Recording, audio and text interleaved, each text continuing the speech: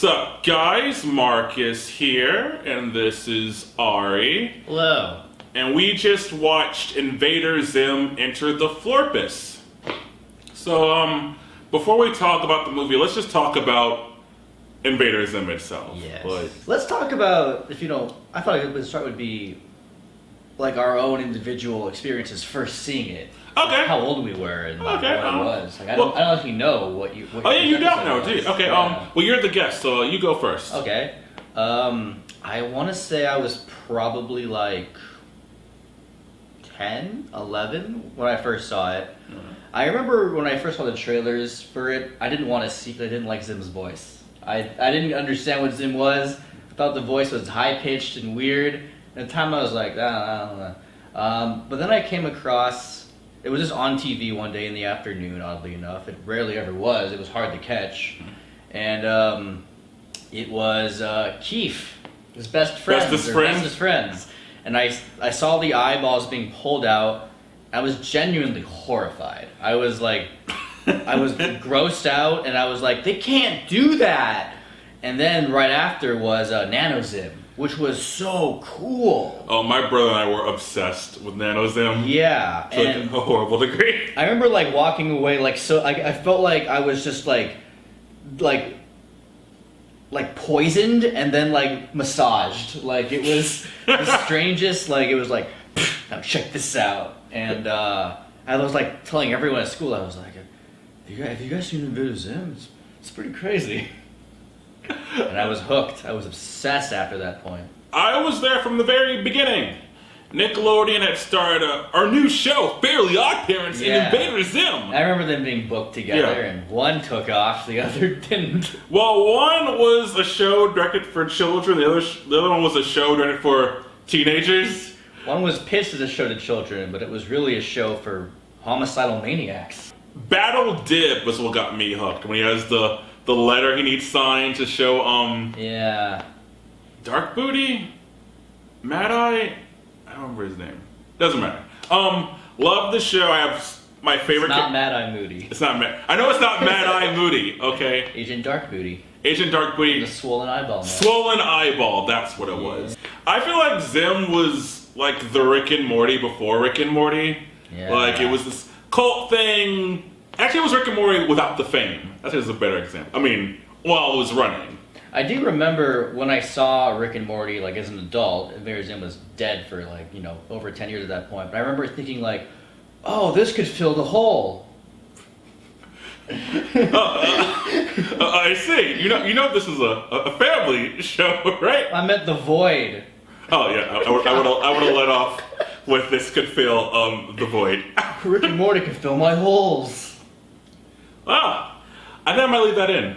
It was a show that was on a channel it should not have been on. That's kind of how I feel. I have to think that, because on paper, it looks so Nickelodeon. Like, the pitch makes so much sense. Like, he's an alien who goes to school, and all the kids, like, all the design of those kids feel very Nickelodeon to me. Yeah, with the teeth all spread out. And, yeah, no, you're right. There's something like, there's gross out humor. And yeah. I think in that era, we were leaving that gross out humor, that Ren and Stimpy, even I think a little bit of early's Rocco's Modern Life had that too.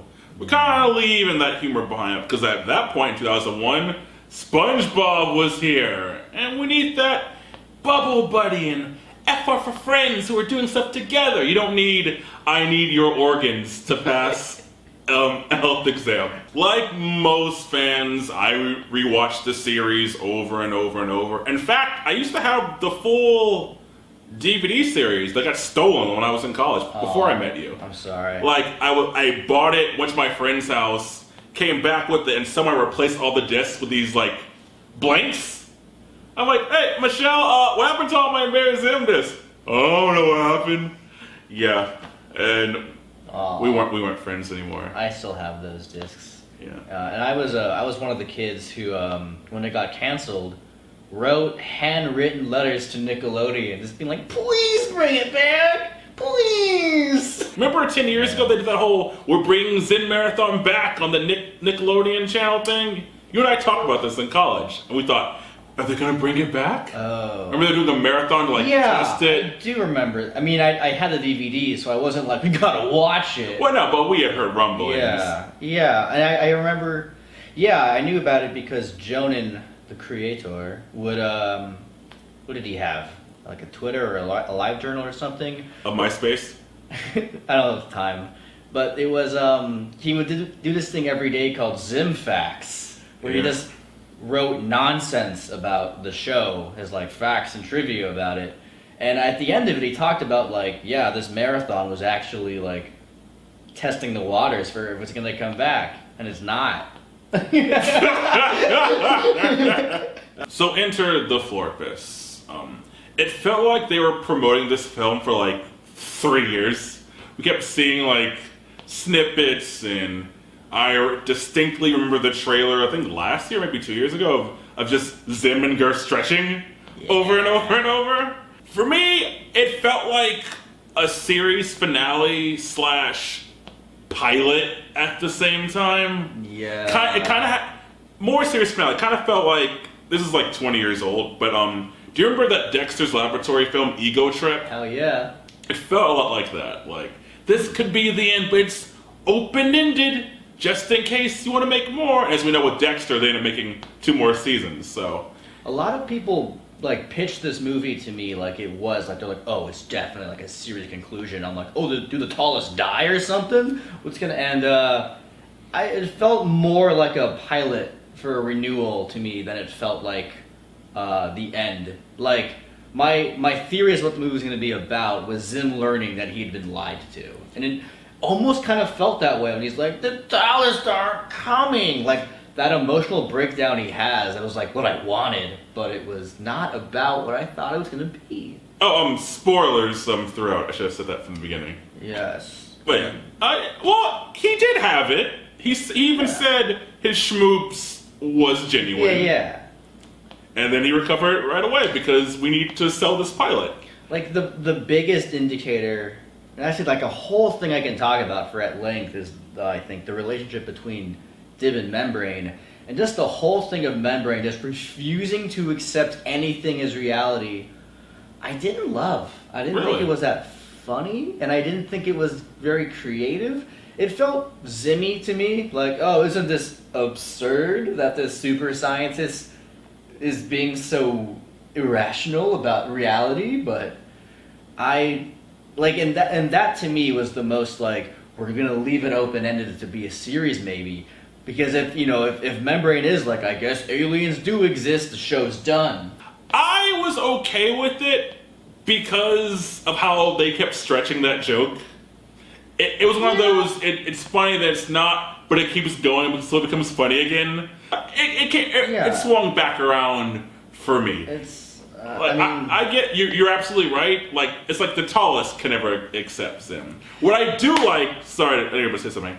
I do like, which they hinted at in the previous show, the tallest are just as incompetent as Zim is. Their egos blind them from, even Zim has this, blind them from common sense. I mean, I would hope the implication is that any race that determines leaders by who's tallest, like, of course they're going to be the stupidest. Well, yeah. I remember seeing somewhere on a forum, probably like the Nickelodeon forums when I was a youngin', there was a conspiracy theory that they were actually like normal-sized small Urkins in robot bodies. Would have been a twist, but like, what would it have really meant? Like, they're not actually tall! Like, it would have destroyed Urkin society as we know it. You know? Yeah. Like you said, that's how they set up their whole hierarchy. Yeah, if I wanted the series to end, I would kind of want, or I would expect rather, Dib to be more directly confrontational with the Urkin Armada. That was an idea I think Vasquez had when they were playing. Maybe that's why I probably just heard that. Yeah. And it was the idea. It might be in the comics, I'm not sure, but that was his original idea, was that Dib would fight the Urkin Armada. Let's talk about... It was called Invader Dib. I remember, that was the plan. It was going to be a movie. I think it's because that Invader Dib was a finale, this is a open-ended thing. Right. I would actually say it's more like the Dragon Ball Super movies. Yeah, I'll give you that. Yeah, because they're kind of they're very similar in that it's a revival, testing the waters. Like, oh, could this be a series? If not, it ends okay here. So we're gonna get Invader Zim Super? Is that what you're telling me? Well, Hot Topic is gonna get so much money. I should buy some stock in that. Speaking of Hot Topic, our Hot Topic girl is quite different in this movie. Like Gaz's eyes are open far more than they were on the show, but she's more of a character. She's no longer just Betty Ruggle. Yeah, she really feels like a little sister character, and I'm not mixed about it because I like what it is, and I don't mind that what's different about it. It's just interesting to compare the differences, and the joke where she says for whatever reason in that British accent, it's the best pudding I've ever had, is so jarring because for one, why are you doing an accent? And two, it's and you're being nice. You're not the grumpy cat of Nickelodeon. It is all in her character in this reboot. Yeah. This is a different Gaz, and a lot of people on the internet have a huge issue with it because they're just that's not my my Hot Topic T-shirt Gaz, who she was always more of a the way that Hello Kitty's not really a character, just an idea of. Yeah. I don't even know what that kind of persona is. I know what you mean. Yeah, because she was kind of like Erica in Stranger Things season 2. I'm here just to do this, and not really a character. Who was Erica? Lucas's sister. Oh, right. And she becomes more fleshed out. That's right. Yeah, she's more fleshed out. No, she was more of a prop for Dib to bounce off of. So let's talk about my favorite thing in the movie, Dib and Zim and their Light Yagami thing relationship they seem to have. Yeah. They've been called out on this in the show, but it seems that they're more friends than enemies, so they kind of enjoy the status quo a little bit. I don't know if you've ever Googled Zim and Dib, but a lot of people have a lot of interesting ideas about their relationship. Oh, do they? Yeah, I remember I had 2 moments during my first watch of this movie where I was just so in love with their dynamic, where it's their chase sequence of them just running away from each other and yelling out really stupid insults, and just what a cool cat and mouse game they have with each other. And when Professor Membrane said why don't you invite your green friend in, I really wanted him to. I really wanted him to be come on, Zim, it's Christmas. And, and then just sit together and be oh, just this once. And yeah, they are a lot alike. Because they both have severe father issues. They never talk about their moms because we never see Dib's mom, and Zim's mom is cold, unfeeling robot arm. It's a motherless world. That's why it's so sad and dark. Maybe that's why. But you can't tell by the brightness of this movie, though. For me, I like the animation. For 2019 Zim, it works. But it does come off to me more like a Scott Pilgrim animation. To me, it doesn't quite feel knee squee 2001 it's definitely Zim. different. It's definitely different. And I just think the creators and the artists' tastes changed. And guess what? Mine did too. I'm oh, this is also stuff I like to this day. You're right. Because Vasquez was his mid-20s when he did the show. Now he just turned 45 recently. You're right. It'd be keep doing that thing. Yeah. No, you're right. You'd have to be crazy to want to make it the exact same way. Yeah, I mean, you have to be a Tim Burton or something. Where it's no, I just kind of my black and white makeup. Yeah, the 2D special effects of this movie are so cool. They are. So actually, I saw a job posting for this movie listed online, and for that position, and I was I'm not qualified. And a bunch of people were just don't sell yourself. I can't talk right now. Don't sell yourself short. It's just try it. And after watching the movie, I'm I'm so glad I didn't try. That movie's amazing. But it had great 2D effects in the original series. That's why I always went over budget all the time. True. Plot wise, we haven't talked about the plot really. So Yeah, I was complaining about the whole membrane thing, and that's always been sort of like the gift and the beauty and the whole and like the frustration with Invader Zim, which is that it's a show that kind of has continuity but doesn't care, and so like Yeah, like when they turn to baloney, they just stay that way. yeah, and so like and like it's also like and with that with the level of absurdism, like they can get away with whatever they want. That's true. And so when they do try to have these moments of like Dib and Membrane connecting, and you know him being like, "I'm always proud of you, son," it's like, how much am I supposed to truly invest in this when you also have this character being like, "This isn't real," la la la la la la. Yeah, Membrane's always been like that. Like sometimes, even when I was a kid, I even wondered, is he even actually their father? Because sometimes he treats them like they're fans of his. Sometimes, like, is he even really their dad? Actually, I think I remember hearing there was a writer's plan that it was revealed that Dib was going to be like an experiment and not the biological son. I actually have heard that. And that's not canonical anymore. Never happened. Wow. I like Dib's new design a lot. I remember when I saw the first look of it in the trailer, I was like, what? He has like weird baloney colored skin and his shoes are red and I don't like it. Not my Zim. But then like watching him in motion and in a sequence of stuff, I was like, it added a lot. He looks way more like a kid with hair on the back of his head. Those little red shoes are awesome.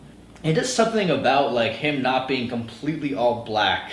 He reads more like a weird paranormal kid and less like a small little goth man. Yeah, that's why. That is what we've been kind of circling around. Yeah. Is it has lost that goth aspect. Yeah. Everything's so bright, like Gaz, and you're right about Dib. I'm like, most of the shots in this film are in the daytime. Yeah. I mean, everything's a lot brighter. Maybe Hot Topic may not make as much money as we thought. No, because Hot Topic is also like softening it up too. Like That's true. soft is the new edge. Can I? Nope, it's mine. TM. I like that Zim almost won. It gave me a very Mr. Burns blocks out the sun in the Who Shot Mr. Burns thing. Like, oh, he's going to win! If I could do something really personal, I think, like I realized this much later in my life, but I was always way more into Zim than Dib, even though I was probably more like Dib than Zim. Yeah, I'm definitely more like Zim. Like, yeah, definitely. But I think why I like the Zim is because despite every single organic life form hating him and thinking he's stupid, he thought he was the best and the smartest and the coolest. And there was something admirable about that as like a shy kid with low self-esteem. Yeah, he's a legend in his own mind. He's a narcissist. I don't know, Dib didn't seem to like himself all that much. No. Dib was really like kind of, he was a huge, he was very like sanctimonious about shit. Yeah, he was. Pretentious a little bit. Yeah, that's why they didn't like him. So I like to watch him lose. Yeah, that's why my favorite episode is Hobo 13, where Zim gets to be a badass and outsmart the sergeant. In Dark Harvest, Zim wins in the end. Like, nothing ever comes, like, he's like, here's his arc. Hey, if I have more organs, I can be more human. He steals more organs, he becomes more human, and that's the end. That's it!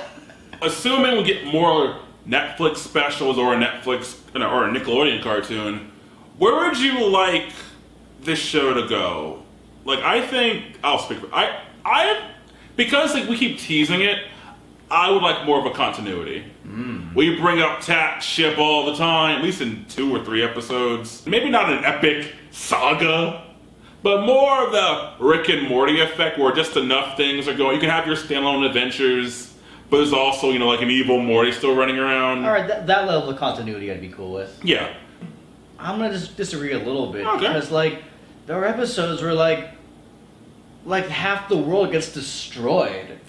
And I want them to still have that free reign. You're right. I mean, one of my favorite episodes, reminiscing is the wetning. Yeah, yeah. Yeah. How it gets like flooded. Yeah, I mean, I do like those. I mean, how would you feel if in the episode after Pastulio, for like 5 episodes straight, Dib is still cleaning the school with a sponge? I like that in the background. That'd Like, be where, funny. maybe not Dib, but like stuff's going on while they're still just cleaning. Kind of cute little background gags where you either catch it or you don't. If there is no more Zim, like, I mean, I really hope there is, but like, God, I wanted this movie for so long, and we got this movie against. It seemed like there would be no more Zim content. Yeah. I was like, you know, I would still visit that gravesite, but you know, it was starting to be like, you're not popping out ever. I gotta stop believing. And then when I turned my head, he popped out, and we got another one. And I'm like, I'm just really thankful. I'm very thankful we got one. I'm not gonna be like, so what's more happening?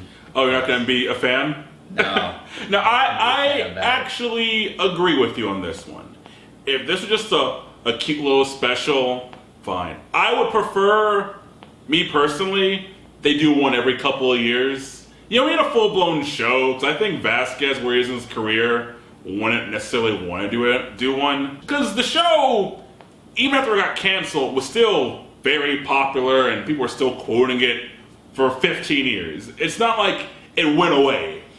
It's still pretty relevant. So here's a new special, guys. Ah, cool. Like maybe do a Halloween special. Kind of like after Toy Story 3 did like in the intertwining years, they did like little Toy Story Thanksgiving Halloween specials throughout. Yeah. Yeah. This one good thing this movie did show is Zim still has plenty of life left in it. The humor doesn't feel dated. It's not that's so 2001. I mean, like even the Hot Topic stuff is gone now. Like it can adapt. It can evolve, and I think that's what makes it. Sorry, I'm spouting you. I think that's why I like it. It's still relevant. Yeah, I think I just want, you know, whatever the creatives at Invader Zim want to do and think is funny and are following what they think is a really cool, fun idea, I say do that. But if it were left to me, I have a OC named Invader Ari who I'd want to introduce in the series. He's really cool. He rides a skateboard with like jet fuel on it, and Zim's his best friend. Wow, I don't know what Keith's gonna say about that. That'd be my idea. So what about you? Did you like the Invader Zim Enter the Florpus? I said yes. I'm talking to I'm them. kidding. Yeah. First time. Well, did you? He asked you a question. Let us know in the comments and Let us know now. Say it. Say it right now. Did you like the movie? I can just see the downvotes What? like right now. And what's your favorite Invader Zim episode? I told you mine, Hobo 13. What was yours? Did you tell me yours? Oh, all of them. Or all of them. All of them. Okay, so till next time. Can't pick. They're all so good. Till next time. Stay frosty.